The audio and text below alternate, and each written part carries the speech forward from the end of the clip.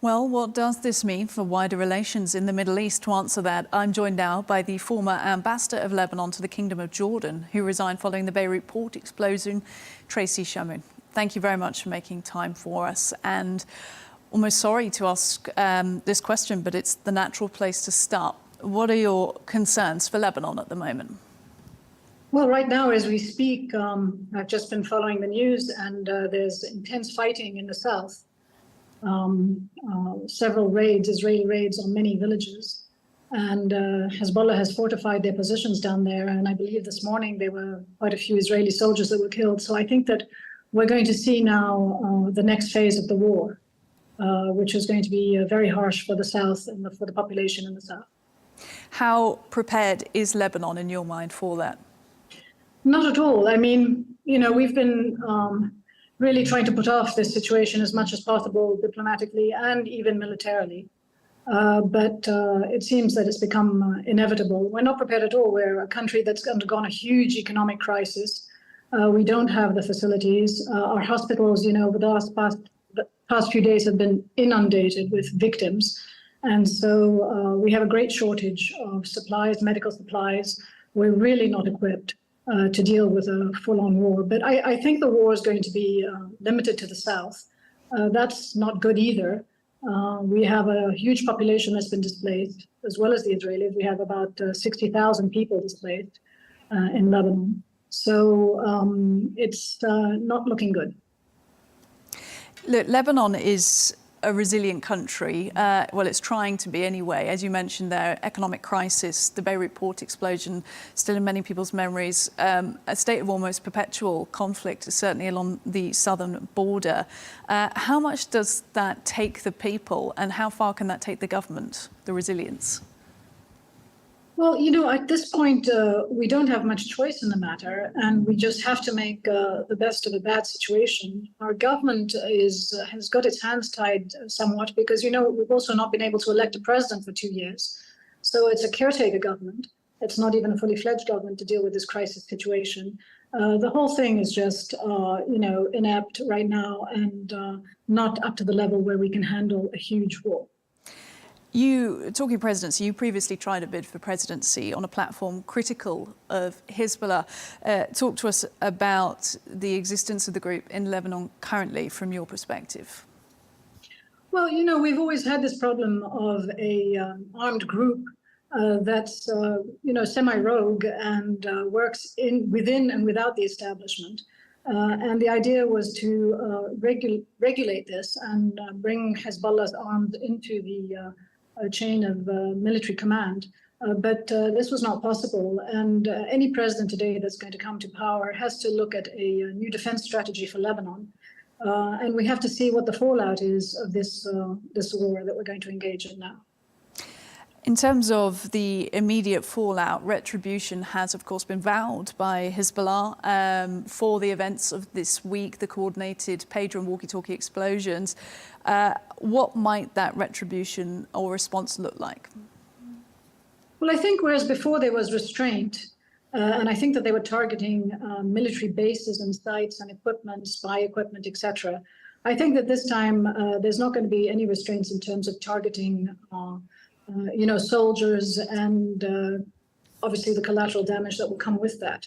So whereas before, they were trying to follow some kind of rules of engagement, I think that's going to change dramatically. And now it's becoming a fight for survival. So I think all the outcomes are possible. Talk to me about your first impressions when you heard the news of the pager explosions on Tuesday, when you saw the pictures, when it became clear what was happening across Lebanon. What was your reaction? Well, actually, I was there. I was traveling on the road in the southern suburbs that leads to the airport. I was actually coming back to the mountains, and you have to cross there. And so suddenly I was stuck in terrible traffic, and we could hear that there was chaos and commotion all around. And we were on a small overpass, and we looked down and we saw people lying on the ground and people scurrying and rushing and cars beginning to honk their horns to get people to move out of the way so that they could carry the victims. And I was stuck for about 2.5 hours in that maelstrom. And I could see many of the victims. They all passed in front of me. Some of them were being carted on motorcycles with their hands cut off, just bleeding. Another man had his eye gouged out. Another one had this whole side of his face ripped off. So it was very traumatic. And, having lived through 18 years of war, it certainly did trigger a lot of PTSD in me. But it was horrible. And I think when people talk about the pagers exploding, there's a sort of cynicism about it. Oh, it's just pagers exploding. But no, it's not. These pagers were actually rigged with explosives. And when they exploded, they caused severe damage, maimed people, blinded people, ripped their intestines out. It was real carnage. This is not something that is just, a small incident of pagers exploding and walkie-talkie exploding. It's really vicious and very damaging, and the people that were injured are going to be maimed for life. And I think that for Hezbollah, this was a huge blow, because in their tradition and in their religion, martyrdom is somewhat sacred and a source of pride to die for the country. Yeah, absolutely. And as we're speaking now, Tracy, Hassan Nasrallah is making that statement. So we will, of course, respond to any of the lines that we get out of that as and when we hear them, and throughout our show. Look, right. That aside, I want to first offer my condolences for the trauma that you experienced, as you mentioned there, on Tuesday. And thank you for recounting the experience to us, for our viewers, so they can get a sense of the impact of that. And along with that, of course, it was in civilian areas. Children, 2 children were killed in Tuesday's attacks. Children were injured as well. People are saying not just Hezbollah members, members of the public who are not associated with the group obviously got injured. There are a lot more broader dangers that could happen from that type of coordinated attack. There's analysis now that this will be constituted as a war crime, this type of attack. Do you think that could happen? Do you think that will be charged as a war crime? Well, I think it's more of a terrorist act than a war crime, to be honest. It's a violation of Lebanese sovereignty, and it's an act of terror on our soil.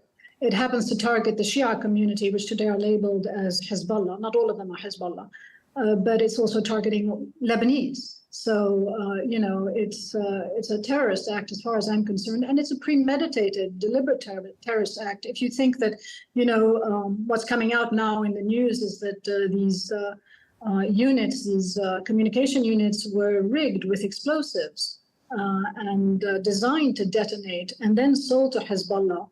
Well, that's a whole different ballgame, and it's a hell of a diabolical plan and a very cruel and evil one. And required months and months of planning, some are saying. And required months of premeditated, organization, yes. Absolutely. Some saying 5 months ago this would have had to be a disruption to the supply chain. So sort of sitting on this for a while before acting. Look, you had a role as an ambassador of Lebanon to the Kingdom of Jordan. So let's lean a bit more now on your diplomacy side of things and that expertise you can lend to us. Jordan's foreign minister, in fact, on Wednesday, saying that Israel is pushing the whole Middle East to the brink of regional conflict. This was their words, by maintaining a dangerous escalation on several fronts. You know the country well and the ministers there. What did you make of that statement? This is absolutely correct. When you see what's happening also in the West Bank, that puts Jordan in a lot of danger and raises a lot of red flags as far as they're concerned. Israel has really been the one who's provoking. I know people say Hezbollah has been firing, rockets into the north. Well, Hezbollah has taken a position that they are a support front for what's happening in Gaza. And they have outlined the solution very clearly. They've said from the start to any diplomat that's visited Lebanon, when there is a ceasefire in Gaza and a complete cessation of hostilities, there will be a ceasefire on the northern front. It's contingent on a ceasefire in Gaza. Now, there are people who do not want a ceasefire in Gaza, primarily the Israeli prime minister, for personal reasons. And I'm not saying anything new. His people even say this, that to stay in power, he needs to feed the war machine. And on the other hand, you've got Hamas, who has no interest as well in having a ceasefire, because the Palestinian issue has suddenly become a global issue. And if there's a ceasefire, then there's going to be reckoning. Hamas's objective is to drag everybody into a larger war to be vindicated and to have their cause defended, even though in an indirect way, and even though by causing chaos, in the whole region. So you have two players that really don't want a ceasefire. And that's why we've not been able to stop the fighting in Lebanon. if there was a ceasefire, if Biden's plan had been, practiced and abided by, then we could have ended the hostilities on the northern border. It's as simple as that. In terms of the US and their role in this, do you feel they've been trying? Marks for trying, but do you feel like it's at all been listened to? Do you feel like the impact of the US in the Middle East is there as it once was? Well, I think you have a will to stop the fighting, but not the ability to impose it. I think the US is in a difficult position because, they're one of the biggest arms suppliers to Israel, and it's very hard to stop selling weapons. So you also have, the Jewish lobby in Israel, which is very powerful. And I know from my son who lives in the States, that the news that reaches America is not necessarily the news that we experience here. In terms of diplomatic channels that could still be used with Israel, do you feel like there are members of the government there that are open to diplomacy? I think everybody's been open to diplomacy. The only people who've not been open to diplomacy are the Israelis. They've been trying. The Americans, Amos Hochstein, the special presidential envoy, has been shuttling backwards and forwards with trying to come up with solutions for the South, knowing full well that it's tied into the front in Gaza. And he hasn't really been able to. Now, there is this UN Resolution 1701, which dates back to 2005. 2006, during the previous Israeli war that we had with Hezbollah, which basically stipulates the disarmament of all militias on the border and also stops and bans Israel from doing flyovers. Now, Israel's been in violation of that resolution for decades. When Israel bombs Syria, it flies over Lebanon to bomb Syria. Today, Israel flew over Lebanon twice and broke the sound barrier, and the windows in my house nearly shattered. So neither party really wants to adopt a diplomatic solution because it would curtail their military ambitions. And so at this point, it's very difficult to come up with a solution. And as I said, the main one really ties into Gaza. It ties into a cessation of hostilities and a ceasefire in Gaza and a solution for the Palestinian problem, which obviously is completely vague at this point and has not been formulated nor clarified by anyone. I mean, there is complete destruction and no future envisaged for these poor people, where to go and how to cope with the fallout of the recent massacres that took place. Yeah, we've been speaking elsewhere in the show about this, obviously the situation in Gaza is nowhere near ceasefire resolution or anything of the sort, and the onslaught does continue there as well. But all the attention and all the military focus has seemingly been kind of redirected this week, if indeed Israel is behind what's currently going on in Lebanon. They haven't officially claimed that they have, but everyone is saying that it was them. In terms of this being a new phase of the war, how do you think that is part of their strategy regards Gaza? Well, I think Gaza is now on a slow burn. I mean, every day you have 40 people killed practically. So whatever the plan is that they're implementing, they're still carrying it out in Gaza, but they're trying to appease their population in the north. It's time to go back to school and people want to return to their homes, and the prime minister and his cabinet is under a lot of pressure to return the population to their northern habitat. Unfortunately, they don't realize that an escalation in war is not going to facilitate that. It's just going to take longer.